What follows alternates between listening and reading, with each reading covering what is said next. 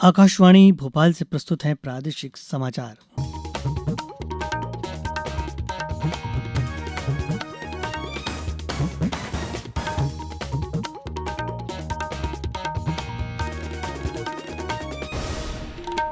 नमस्कार, समाचारों के साथ मैं रत्नेश सोनी। पहले कपिल। देश कोविड टीकाकरण अभियान के अंतर्गत 150 करोड़ टीके लगाने की दिशा में निरंतर आगे बढ़ रहा है। कोरोना वायरस का नया वेरिएंट मिलने से चिंताएं बढ़ी हैं। इसे देखते हुए श्रोताओं से हमारी अपील है कि यथाशीघ्र दोनों टीके लगवाएं और अन्य लोगों को भी टीके लगवाने के लिए प्रेरित करें। कृपया 3 सरल उपायों का पालन करें। मास्क लगाएं, 2 गज की सुरक्षित दूरी बनाए रखें, हाथ और चेहरा साफ रखें। कोविड से संबंधित किसी भी जानकारी और मार्गदर्शन के लिए राष्ट्रीय हेल्पलाइन नंबर 011-2397-8046 और 1075 पर संपर्क करें। अब इस बुलेटिन के मुख्य समाचार। प्रधानमंत्री नरेंद्र मोदी कल नई दिल्ली में 5 लाख रुपए तक के जमाकर्ताओं के बीमा भुगतान संबंधी समारोह को संबोधित करेंगे। मुख्यमंत्री शिवराज सिंह चौहान ने कोरोना संक्रमण को रोकने के समन्वित प्रयास और आमजन से सहयोग की अपील की। केंद्र ने राज्यों और केंद्र शासित प्रदेशों से कोविड की स्थिति पर कड़ी निगरानी रखने को कहा और प्रदेश में आज इस वर्ष की अंतिम राष्ट्रीय लोक अदालतों में कई मामलों का किया गया निराकरण। अब समाचार विस्तार से। प्रधानमंत्री नरेंद्र मोदी कल विज्ञान भवन में 5 लाख रुपए तक के जमाकर्ताओं के पहले गारंटीशुदा समयबद्ध जमा बीमा भुगतान संबंधी समारोह को संबोधित करेंगे। इस अवसर पर केंद्रीय वित्त मंत्री, वित्त राज्य मंत्री और भारतीय रिजर्व बैंक के गवर्नर भी मौजूद रहेंगे। सभी वाणिज्यिक बैंकों में बचत सावधि चालू आवर्ती जमा पर बीमा योजना को लागू करते हैं। एक अभूतपूर्व सुधार में बैंक जमा बीमा कवर को 1 लाख से बढ़ाकर 5 लाख रुपए कर दिया गया है। अंतरिम भुगतान की पहली किश्त जमा बीमा और क्रेडिट गारंटी निगम द्वारा हाल ही में जारी की गई है। 1 लाख से अधिक जमाकर्ताओं के दावों के खिलाफ वैकल्पिक बैंक खातों में 1300 करोड़ रुपए से अधिक का भुगतान किया गया है। राष्ट्रपति रामनाथ कोविंद ने प्रशिक्षण प्राप्त नए सैन्य अधिकारियों से स्वयं को राष्ट्र सेवा में समर्पित करने का आग्रह किया है। देहरादून में आज भारतीय सैन्य अकादमी की पासिंग आउट परेड को संबोधित करते हुए राष्ट्रपति ने नव प्रशिक्षु सैन्य अधिकारियों को बताया कि देश क्षेत्रीय और वैश्विक चुनौतियों का सामना कर रहा है।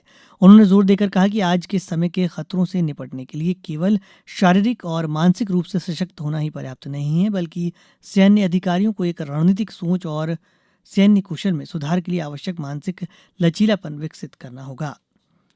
मुख्यमंत्री शिवराज सिंह चौहान ने कहा है कि कोरोना संक्रमण को रोकने के समन्वित प्रयास किए जाएं और आम जन का सहयोग सुनिश्चित किया जाए। निश्चित ही जन भागीदारी से हम कोरोना की संभावित तीसरी लहर को रोकने में कामयाब होंगे।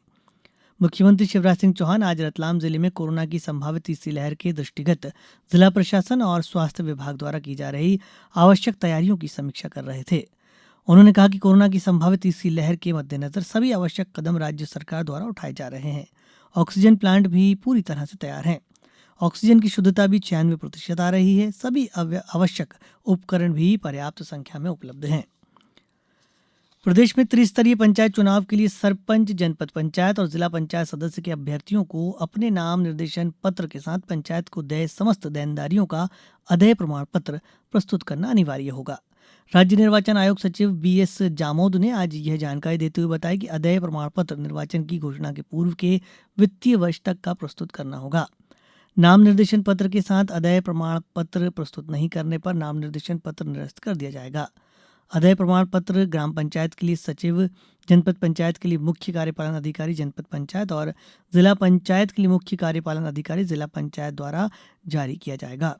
अभ्यर्थी द्वारा जिस पंचायत के लिए नाम निर्देशन पत्र भरा जा रहा है उस पंचायत का अदेय प्रमाण पत्र लगाना होगा।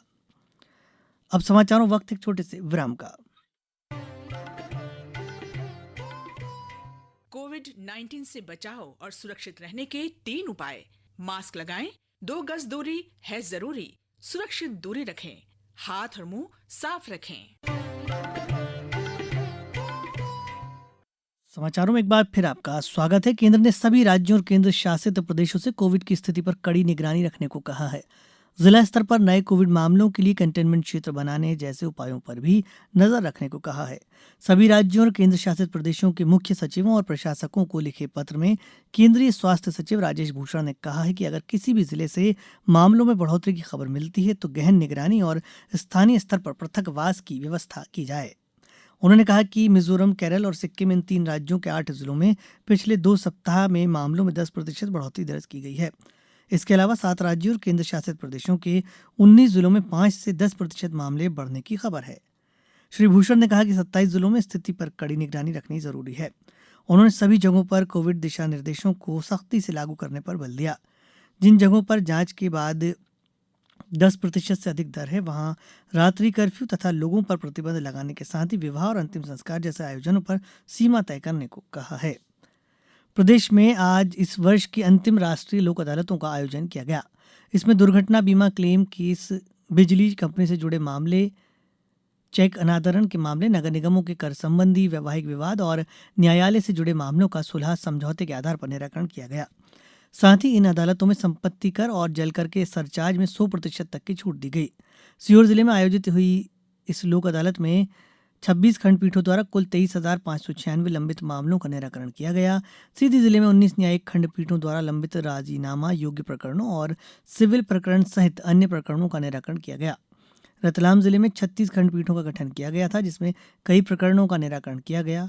अशोकनगर जिले में राष्ट्रीय लोक अदालत के लिए 21 खंडपीठों का गठन किया गया। इसमें 680 मामलों का निराकरण हुआ, जिसमें लगभग 1 करोड़ राशि का अवार्ड पारित किया गया।